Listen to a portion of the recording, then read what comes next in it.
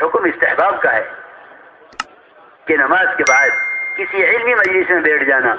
فرماتے تھے عمر رضی اللہ تعالیٰ عنہ اگر 3 کام نہ ہوتے دنیا میں تو میں دنیا چھوڑ کر اللہ سے جا ملتا. حضرت عمر فرماتے تھے اگر 3 کام دنیا میں نہ ہوتے تو میں دنیا چھوڑ کر اللہ سے جا ملتا. دنیا میں 3 کاموں کے لیے جی رہا ہوں. سب سے پہلا کام یہ فرمایا اللہ کے راستے میں پھرنا. لوگ کہتے ہیں یہ بھی کوئی کام ہے. حضرت فرماتے ہیں اگر یہ 3 کام نہ ہوتے تو میں دنیا میں رہنا پسند نہ کرتا. دنیا میں رہتا ہوں ان 3 کاموں کی وجہ سے. پہلا کام اللہ کے راستے میں پھرنا. دوسرا کام اللہ کی زمین پر لمبے لمبے سجدے کرنا. اور تیسرا کام علم کی مجلسوں میں جم کر بیٹھنا اور علم کی باتوں کو چن چن کر اپنے اندر اس طرح پیدا کرنا جس طرح عمدہ کھجوریں چن چن کر کھائی جاتی ہیں. حضرت عمر کا قول ہے. تو میں نے عرض کیا میں آپ حضرات سے بڑی یعنی لجاجت سے عرض کر رہا ہوں کہ اللہ کے واسطے اپنے طریقہ کار کو رواج سے بچا کر سنت کی طرف لاؤ. اپنے کام کو رواج سے بچا کر سنت کی طرف لاؤ. کیونکہ حضور اکرم صلی اللہ علیہ وسلم اور آپ کے صحابہ کی سنتیں اور ان کے طریقے صرف کھانے کمانے اور پہننے اوڑھنے تک محدود نہیں ہیں. میری بات یاد رکھنا. لوگ سمجھتے ہیں کہ سنت کا مطلب یہ ہے کہ وہ سنت عبادت سے متعلق ہے یا وہ سنت معاشرے سے متعلق ہے یا وہ سنت معاملہ سے متعلق ہے. نہیں. یاد رکھنا کہ جس طرح ایک ضرورت اس کے پورا کرنے کا سنت طریقہ متعین ہے بالکل اسی طرح دعوت الی اللہ جو مہا سنت ہے اہم سنت ہے اس کا بھی طریقہ متعین ہے. اس کو ہمیں رواج سے بچا کر سنت کی طرف لانا ہے. اس لیے میں بار بار عرض کر رہا ہوں کہ مسجد کی جماعت کا کام یہ ہے کہ ہر ایمان والے سے ملاقات کریں. گھر پر ہو یا بازار میں ہو, گلی میں ہو, راستے پر ہو, ہوٹل میں ہو یا کسی بھی ماحول میں ہو. کسی مسلمان کو یہ سوچ کر چھوڑ دینا کہ یہ مسجد میں آنے کے لائق نہیں ہے یہ بڑی ناسمجھی کی بات ہے. کیونکہ ایک عام سے عام مسلمان کا مقام بیت اللہ سے اونچا ہے اور ساری دنیا کی مسجدیں بیت اللہ کے تابع ہیں. ایک عام سے عام مسلمان کا مقام بیت اللہ سے اونچا ہے. ہر ایمان والے کو مسجد کے ماحول میں آنے پر آمادہ کرنا اور مسجد کے ماحول میں لا کر بات کرنا یہ مطلوب ہے, یہ اصل ہے. میری بات یاد رکھنا, ملاقات برائے ملاقات نہیں ہے.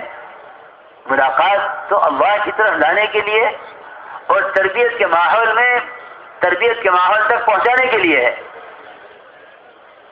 حدیث میں آتا ہے اللہ تعالی مسجد میں آنے والے سے اس سے بھی زیادہ مل کر خوش ہوتے ہیں جتنا کوئی اپنے دوست سے مدت کے بعد مل کر خوش ہوتا ہے. آپ غور کریں, جب آنے والے سے مل کر, حدیث میں لفظ ہے یہ تبشبش, اللہ کو بشاشت ہوتی ہے, خوشی ہوتی ہے. آنے والے کے لیے بشاشت کا ہونا یعنی چہرہ کھل جاوے ملاقات کر کے, اسے کہتے ہیں بشاشت. کہ حدیث میں ہے کہ اللہ تعالیٰ مسجد میں آنے والے سے مل کر اس طرح خوش ہوتے ہیں جیسے کہ میرے دوست سے مدت کے بعد مل کر خوش ہوتا ہے. اور یہ بات یاد رکھنا کہ مسجد کے ماحول میں جو بات سمجھ میں آئے گی وہ باہر کسی میں, کیا آپ حضرات کو اشکال نہ ہو, کسی اچھے سے اچھے ماحول میں وہ بات سمجھ میں نہیں آ سکتی جو بات مسجد کے ماحول میں سمجھ میں آئے گی.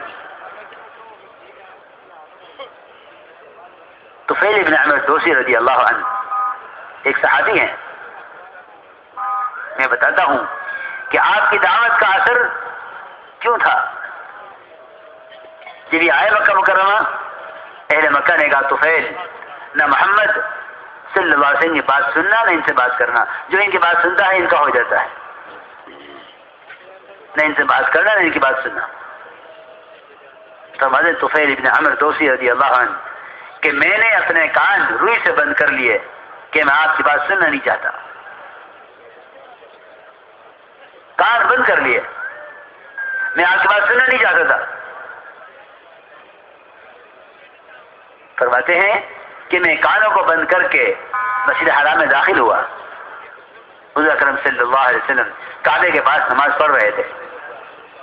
مسجد میں آ کر میرے دل نے کہا اندر سے کہ طفیل تجھے ان کی بات سننی چاہیے. فرماتے ہیں میں نے کانوں سے روئی نکالی، حالانکہ اتنی ضد تھی آپ کی بات سے کہ کانوں میں روئی ڈال کر آئے تھے کہ میں کوئی بات سننا نہیں چاہتا. لیکن فرماتے ہیں کہ مسجد میں داخل ہوا اور بات سنی، اور بات سن کر اسلام قبول کیا، اور فوراً عرض کیا کہ یا رسول اللہ میں اپنے قوم کو جا کر دعوت دیتا ہوں. ایک بات تو اس میں یہ سمجھ لینا، کیونکہ میرا دل چاہتا ہے کہ کام کرنے والے کام کو صحابہ کی سیرت پر لاویں.